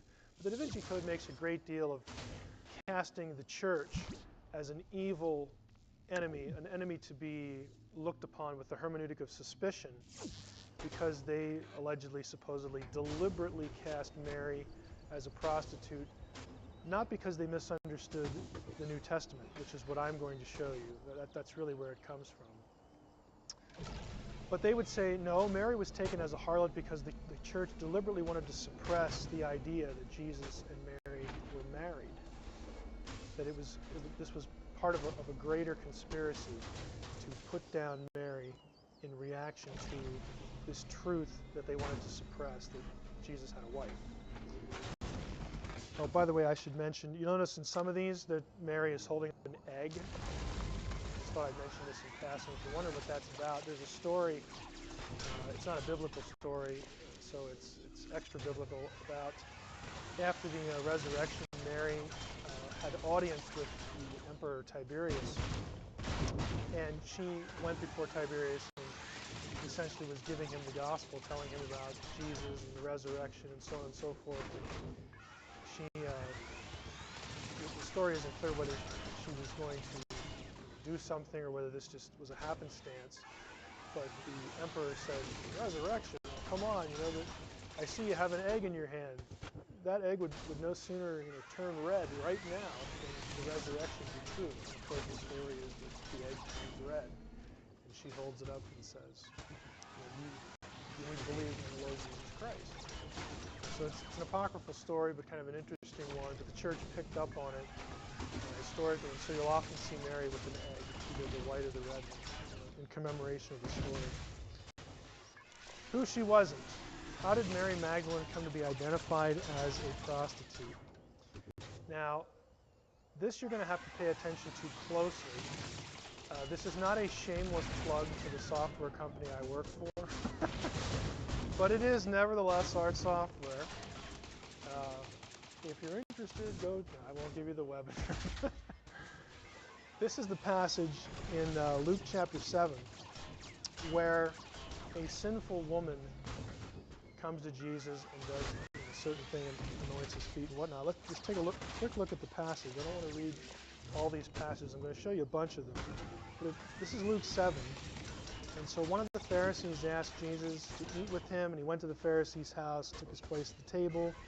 Behold, a woman of the city who was a sinner, so the woman is called a sinner, when she learned that he was reclining at table in the Pharisee's house, brought an alabaster flask of ointment, and standing behind him, that is Jesus, at his feet, weeping, she began to wet his feet with her tears, and wiped them with the hair of her head, and kissed his feet, and anointed them with the ointment.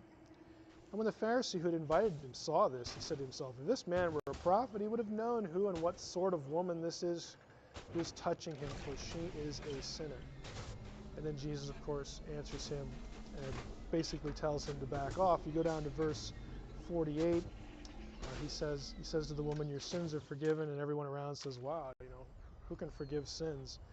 But God, he even forgives sins, and he says to the woman, your faith has saved you, go in peace. Now, if you look at this section, this pericope, to use scholar speak, you will notice that the woman is never named.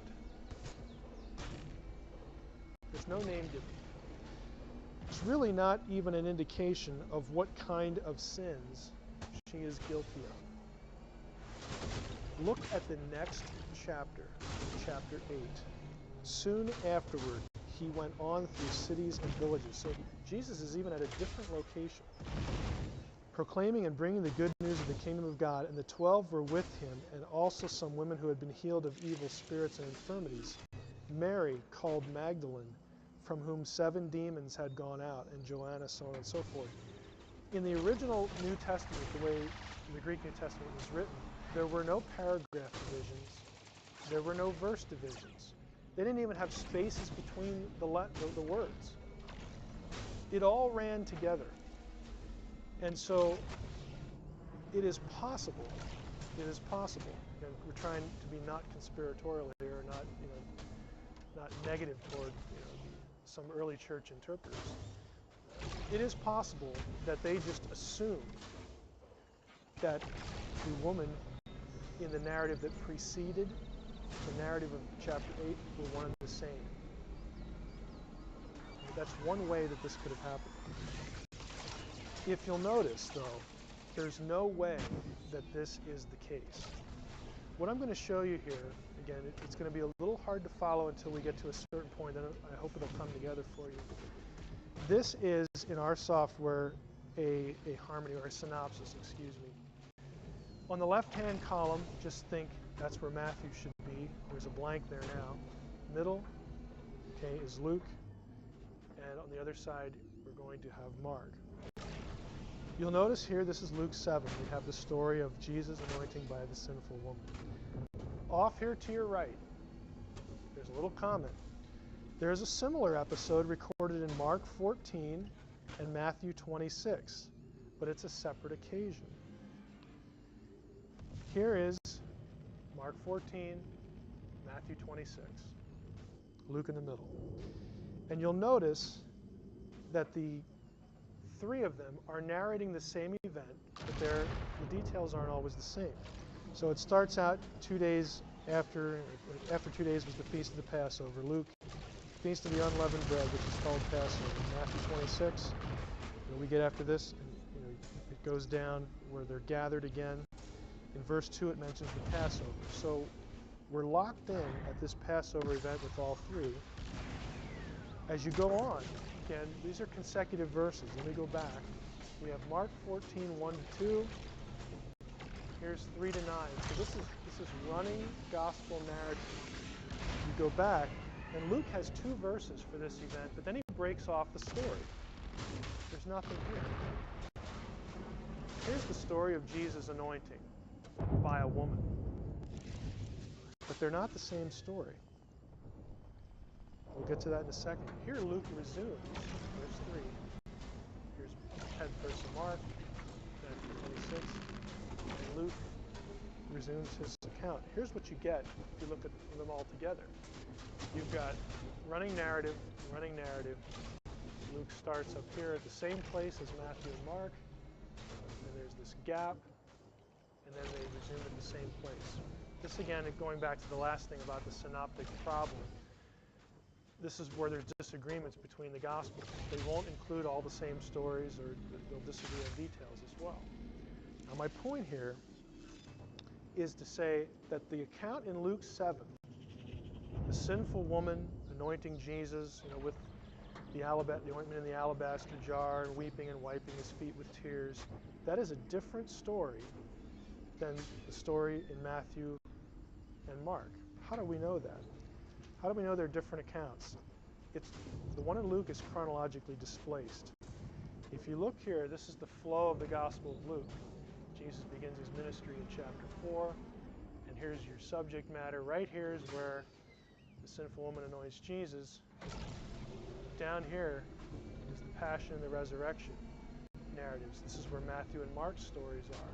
But you can see Luke's story is in the middle here, just to illustrate this gap. There's chronological displacement, so we know that they're not the same story. They also disagree in significant details. Here's Mark. Here's Matthew. The blue underlining is underlining similar elements. In some cases, pretty much identical. Here's Luke. The stuff in the red are the different details. It's not the same story. Now, what I'm angling here toward here, and I'm going to get here in a few minutes, is I said before,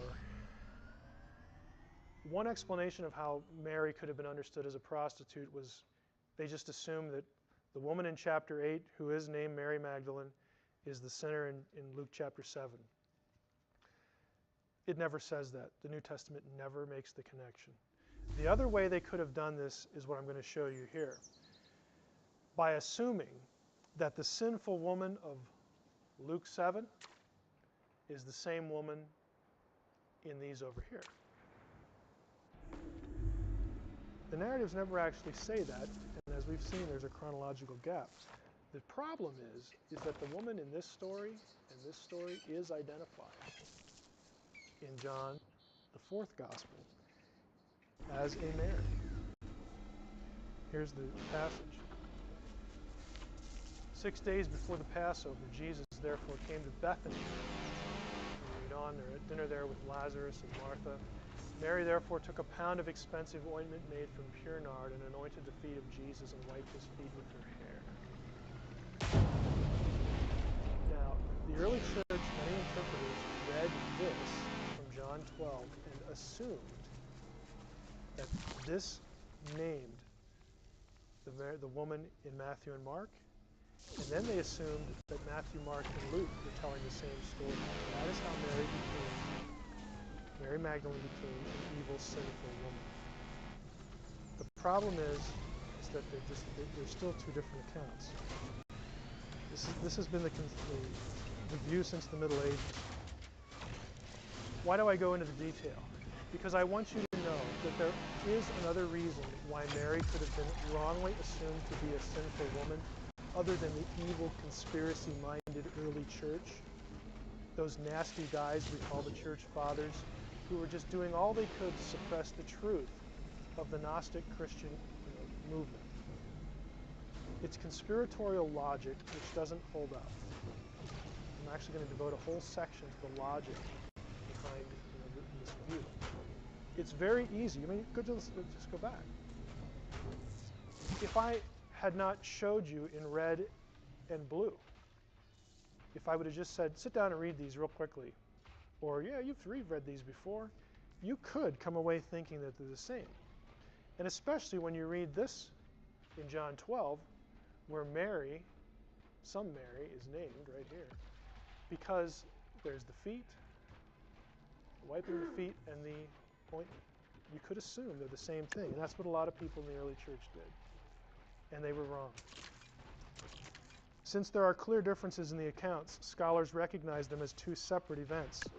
Again, what I'm going to give you here is nothing new to me. This is just the standard view among basically all New Testament scholars.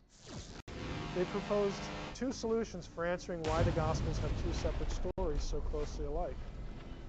Let's talk about the easy solution. The easy solution is that the separate stories of Matthew and Mark and Luke got mixed in John. They became mixed during oral tradition by the time John wrote, and he frankly just didn't know that they were separate stories. John goofed. He wrote the last gospel. He didn't know they were separate stories, and he mixed them up. That's the easy view. Problem with that are, though, first, John would have been an eyewitness to these things, so you'd think he would remember what happened, at least in some sense, enough to not mix them. Or two, John's gospel was the last one written, so the other stories were already around. He could have just looked. Why wouldn't he? He should have known. So it's not terribly coherent, but that is the easy solution. The harder but better solution is this. Matthew, Mark, and John do report the same event, and Luke's is different. Luke's is a different one. John adds the feet element in his report for a specific reason. This view is based on the observation that there are still irreconcilable differences between Luke's and John's versions, requiring them to be separate events. Of course, we have the chronology problem that I pointed out a few minutes ago. Luke's chronology follows Matthew, Mark, but it's an anointing event way before the other ones. And the sinful characterization of the woman in Luke 7. Now look at John and Luke 7. This is the one that names Mary, and I'm saying this one is the one that Matthew and Mark are talking about, and Luke is different. There are significant differences between Luke. Look at all the yellow, and the one in John. Critical story details that are different. And though it's harder for us to understand unless you do this sort of thing, you study the Gospels a lot, this is the more coherent view, that Luke is just different. It's a different event. Now, comments. The harder view means that the anointing of the head and feet are both for burial. This is easily explained in that the anointing of the head was a ritual act for anointing a king. That's how they usually did it in the Old Testament. The feet denoted putting one's enemies under one's feet. That's why you would anoint a king's feet, to signify that he would, it's a very common Old Testament gesture, to put the foot on the neck of your enemy meant that you've conquered them. If you go read Joshua, for instance, Joshua specifically commands, it's either Joshua or Judges, this is specifically commanded on an occasion or two where to signify victory, he says, go up and you put your foot on the neck of this conquered king to denote to everyone that victory is complete. It was a commonly known gesture. 2, how likely is it that there would have been two anointing events in Jesus' life? Well, actually very, because it was a common practice for formal meals, which were held all the time. The harder view also means that there are two separate Simons. We find out later in Luke that the Pharisee was named Simon. How likely is that? Very. There are 19 Simons in the work of Josephus. It's a common name. It's like Smith is now, or John, or Dave, or Mike for that matter. Simon was a popular name since it was the name of one of Israel's tribes and a Maccabean hero in the intertestamental period. Jesus' apostolic band had two Simons. Even in the 12, he got two. Peter and Simon the Zealot, and there were 3 Jameses among the 12. We just have common names. So it's not much of a stretch. The harder view means that the gospel accounts don't contradict and that Mary Magdalene is not a prostitute. But there were lots of guys in the early church that they were wrong. And the tradition stuck. And Mary Magdalene became known in history as a prostitute. Wrong. The New Testament never says that. It's unfortunate. So if she wasn't a prostitute, who was she? This is a search result that shows us all the places where Mary Magdalene shows up in the New Testament. This is it.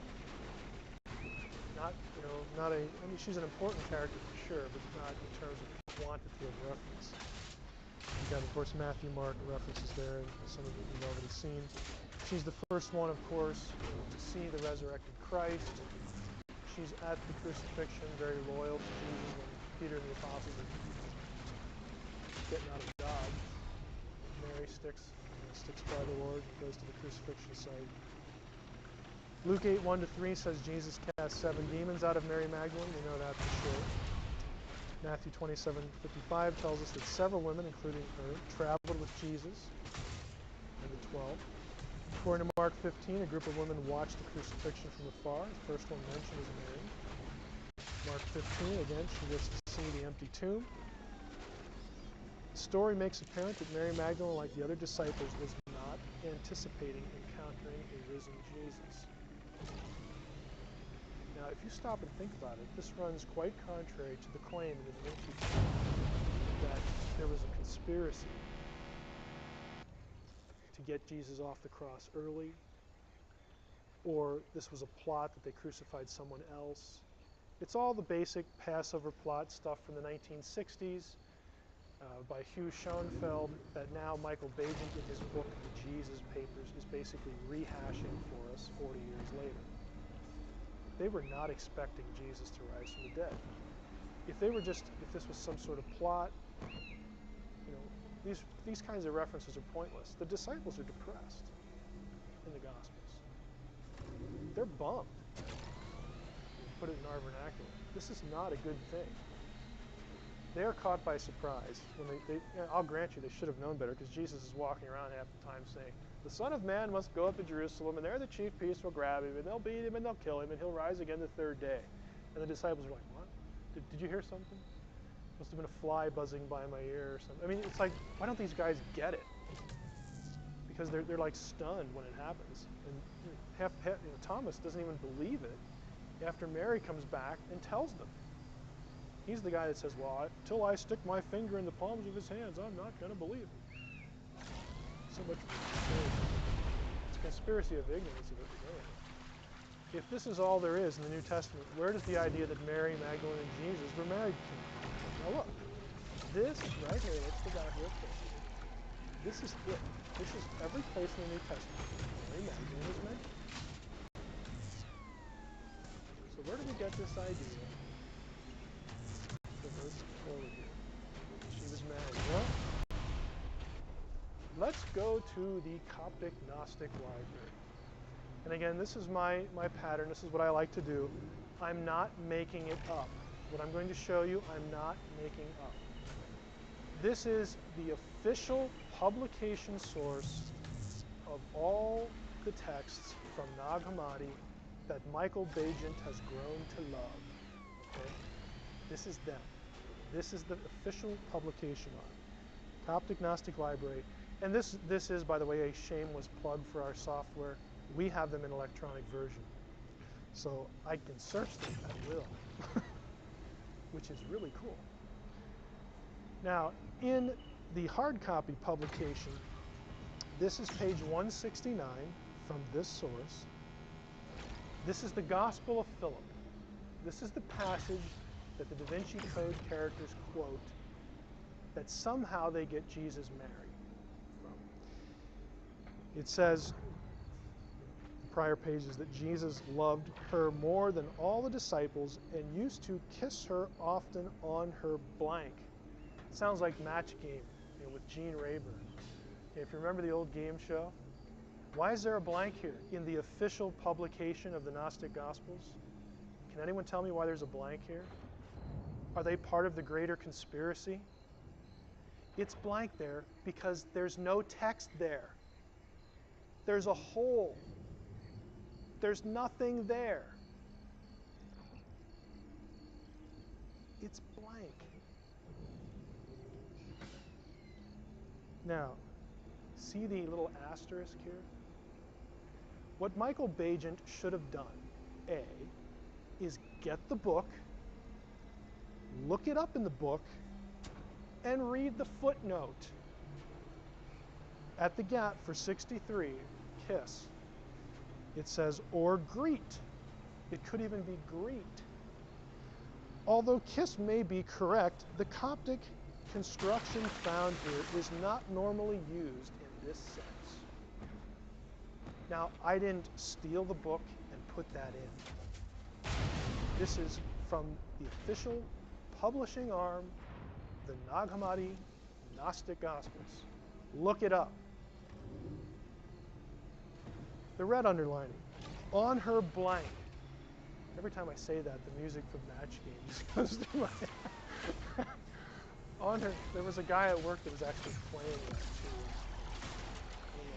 I think he wanted me to have this moment that I'm having right now. On her blank, possibly on her mouth, on her feet, or on her cheek, or on her forehead. Now, why are there 4 options? This is what textual critics, like the guys who just put together the Gospel of Judas, do for a living. What they're doing, here's the Coptic. This is page 168.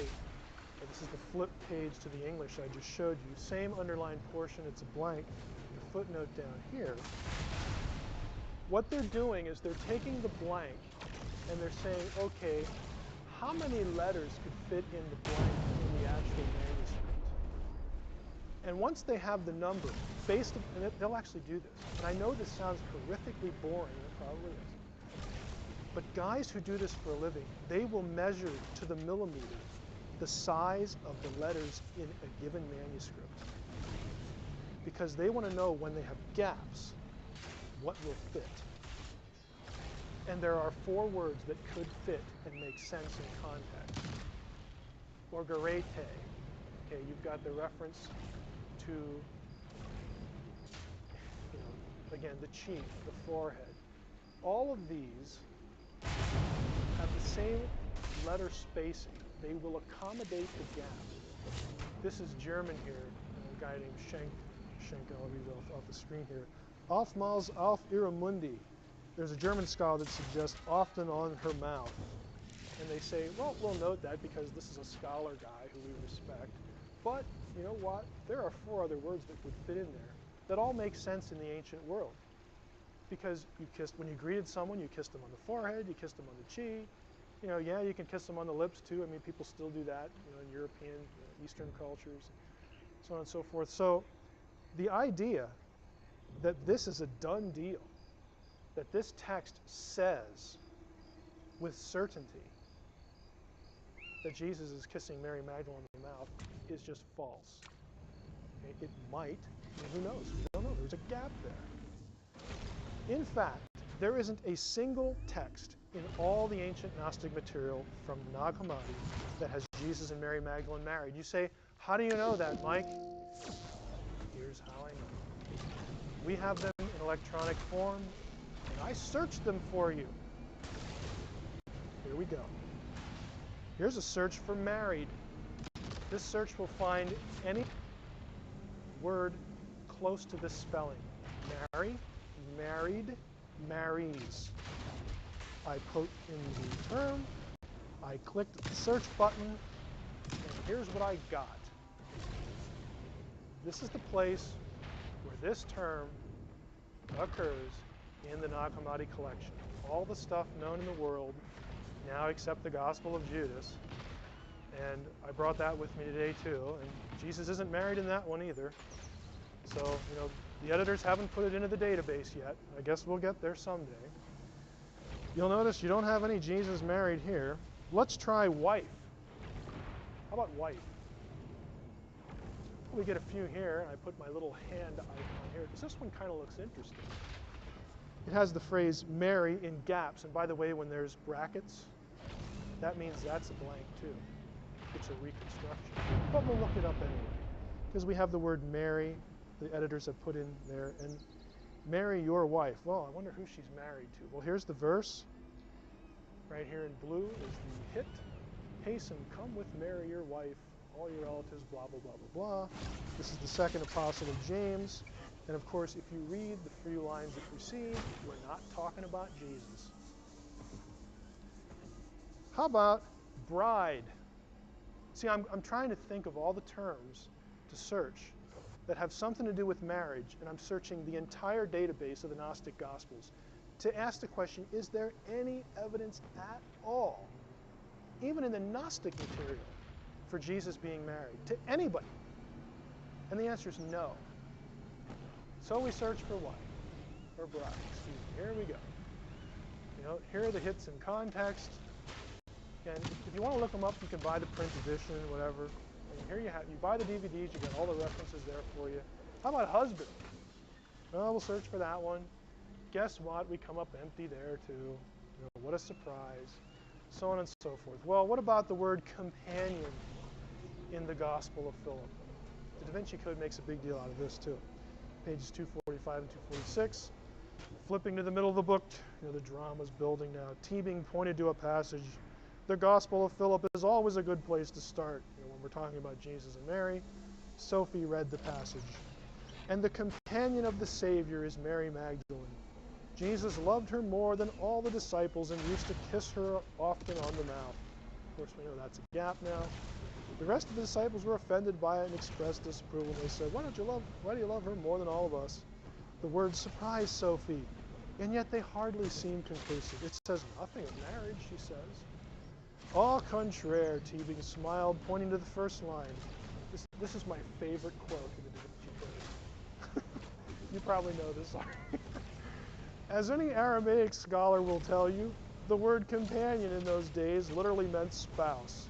Landon concurred with the nod. I love that quote because the word for companion in the Gospel of Philip would be in what language? Coptic. And it reflects a Greek original. It's not Aramaic. Like I said, that's my favorite quote in the Da Vinci Code because it's so stupid. As any Aramaic scholar will, it's not even the right language. Get the language right, Dan. I mean, come on. Okay, I feel better now. Here's the word. In Coptic, it is koinonos. It's actually a Greek loan word, so we know exactly what the word is. This is the rather thrilling entry. Don't you just love my graphics? It's a bunch of gobbledygook unless you've had Greek. This is the entry from, this is either, I have the second one labeled, I think. Yeah. This one is Bauer, Arndt, Donker, and Gingrich. This is the primary Greek lexicon for New Testament and related literature in the world. It's expensive, but we have an electronic. Did I mention that before? Have a little fun with that. This is the entry for koinonos. If you read through the entire entry, you will notice something, even if you can't read Greek. At no point, and you'll see the abbreviations. These are biblical books right here, Septuagint if it's Old Testament, New Testament Greek. At no point does koinonos mean wife.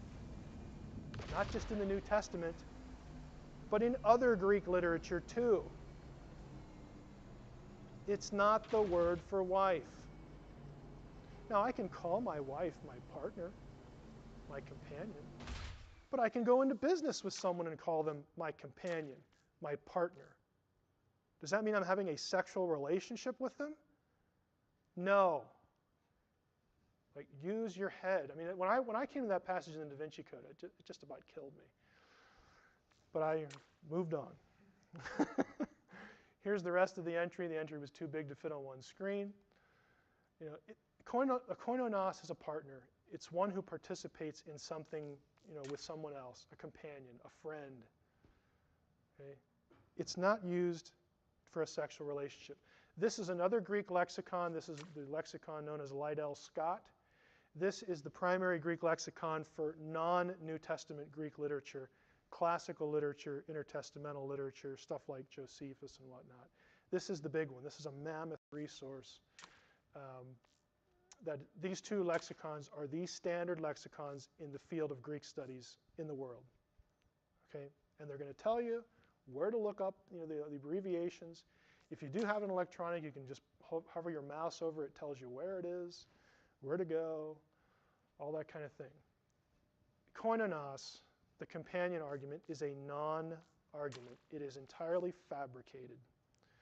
Was Jesus required to have a wife because he was a rabbi? This is another issue that comes up with the Jesus-Mary problem or issue. Jesus wasn't a rabbi in the sense of the Jewish religious office. Proof for this is self-evident in the Gospels. And again, I'm thinking, why doesn't Bajent, Lee, and Lincoln, and Picknett and Prince just quote the New Testament? The Pharisees challenged what Jesus said several times by asking him this question: by what authority do you teach this? Why are you saying this? Look at the verse. And he entered the temple. The chief priests and elders of the people came up to him as he was teaching and said, by what authority are you doing these things? And who gave you this authority? If he was an ordained rabbi, that would be a dumb question, because they would have had to approve his office. Okay? That would have been like, mass mass memory loss or something. John 7, about the middle of the feast, Jesus went up to the temple and began teaching. The Jews therefore marveled and said, I love this one, how is it this man is learning since he never studied? He didn't even go to seminary. He's not a rabbi. Okay, you have to have formal training, and you have to go through a procedure to have the rabbinical community approve you in that office. Jesus never did that. Okay, he never had that. He was not a rabbi. He is not required to be married. He is called rabbi in passages because the word also just means anybody who teaches. He's a teacher. We have the same thing now, like if we use the word instructor. Instructor can be someone who works in a daycare. If you're on a university campus, that's an official title. It usually means you don't have your PhD yet, you're a graduate student. If you are an instructor beyond your PhD, that is a non-tenure track specific designation. But it's the same word. It doesn't mean anything official inherently. It depends on the context. Same thing going on here. Is there anything theologically amiss with the idea that Jesus was married in principle? I would say no. It really wouldn't matter if he was, other than the fact that people would be coming up with these weird theories about his kids being like super holy or something, or supermen. And I think honestly that's probably one of the great reasons why he never was, because people would just come up with loony ideas about his kids if he ever had any. So in principle, no, there's nothing wrong with it. This is from the Apostle Paul, 1 Corinthians 9. Paul says, don't we have the right to eat and drink? Don't we have the right to take along a believing wife, as do the other apostles and the brothers of the Lord? And Cephas is Peter. He says, hey, I could be married if I want to. Paul was single. Paul may have been divorced. He may have been deserted by a spouse, or he may have never been married. We just don't know. He refers to himself as unmarried, and unmarried just means the state of being without a spouse. So we don't know why he was unmarried. Who knows? Traditions encouraging a dedicated single life also existed elsewhere in Judaism. This one is a kicker for me, because often Bajent and Lincoln and Lee and all these people want to link Jesus with the Essenes and the Dead Sea Scrolls. That was the place where you had 99% of the men refused to be married. Up until a few years ago, it was assumed that no Essene could be married and join the community. Since then, there have been skeletons discovered that are female and a few that are children. So the assumption is that at least one of these people was married. Okay, but if you're going to put Jesus in the Essenes, why are you talking about him being married to Mary Magdalene? It's completely contradictory. But again, it's like they don't care. They don't care about being consistent. They don't care about the primary data. The Essenes, again, were known for their emphasis on celibacy. And so that is not uncommon to have a teacher, a rabbi, a Jewish leader who wasn't married. There's no evidence that Jesus was. Doesn't really matter, at least in my view. But that is the primary data. Again, to summarize, I'll just say it in one sentence. There isn't a single text, a single line in the New Testament or in the Gnostic material that has Jesus married to anybody, much less Mary Magdalene. It's a myth. Okay. Questions? Don't you think that there's a great appeal for the readers to think that Mary Magdalene married Jesus? I think it gives. Define what you mean by appeal.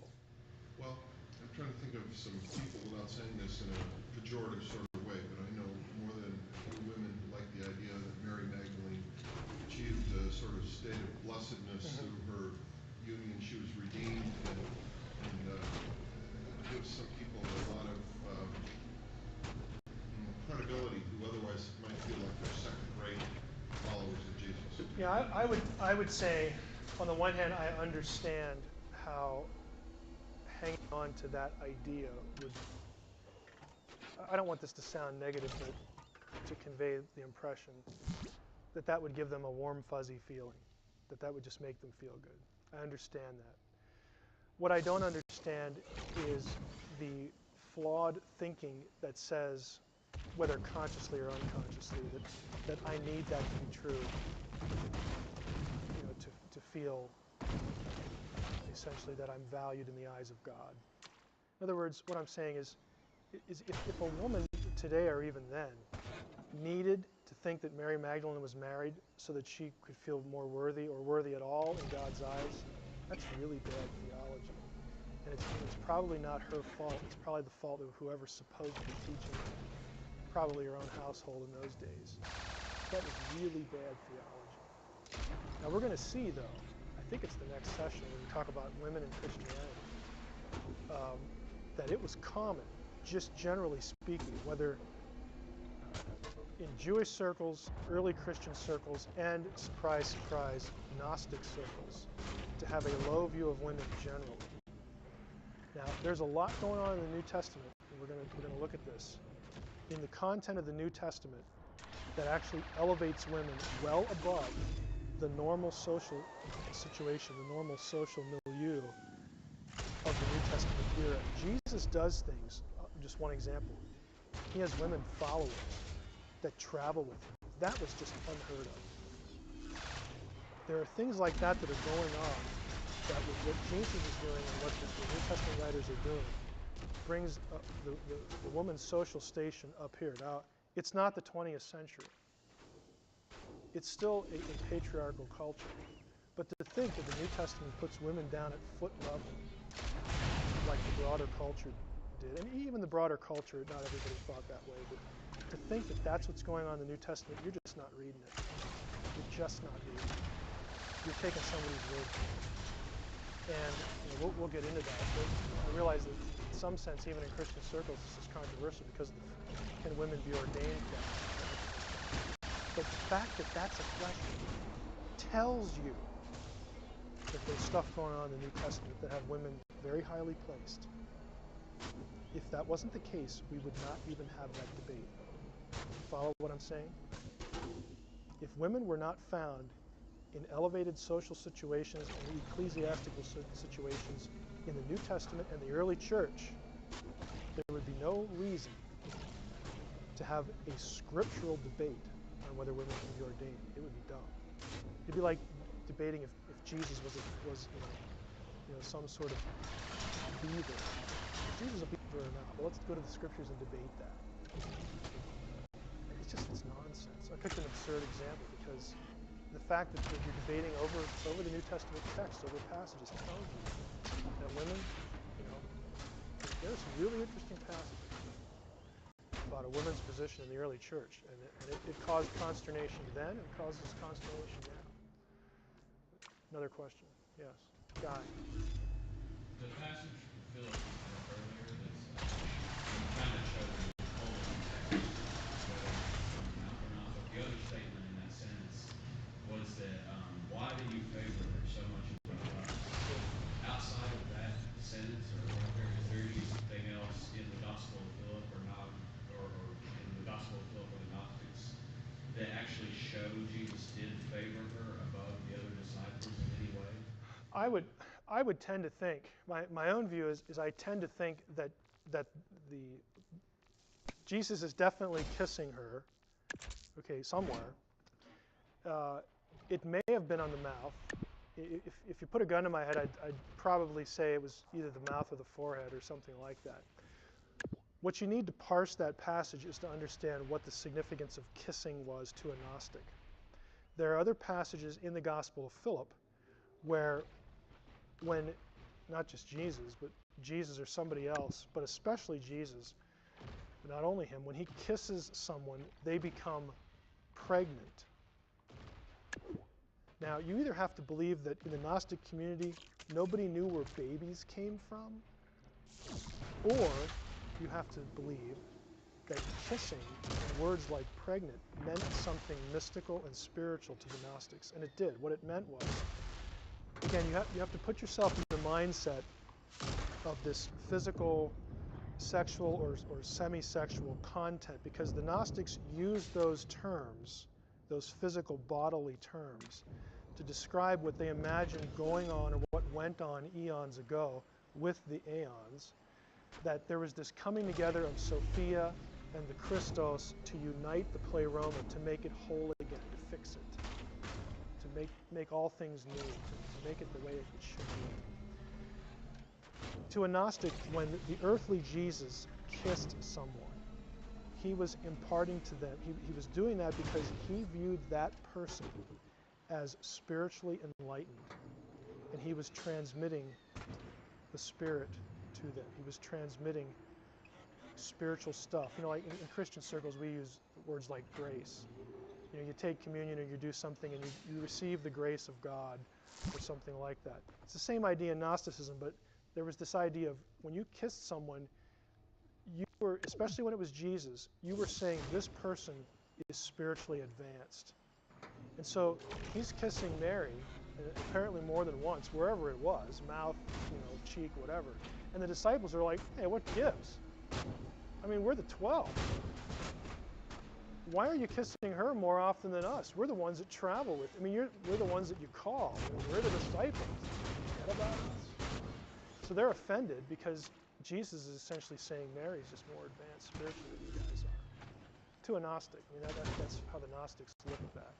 So again, that's either, again, you can read the Gnostic Gospels and you know, look up references to kissing and whatnot, and you'll see those passages. So you either have to believe that that's what's going on, or that nobody in the Gnostic circles knew where babies came from, which is really, I don't think any of us are going to say that, yes.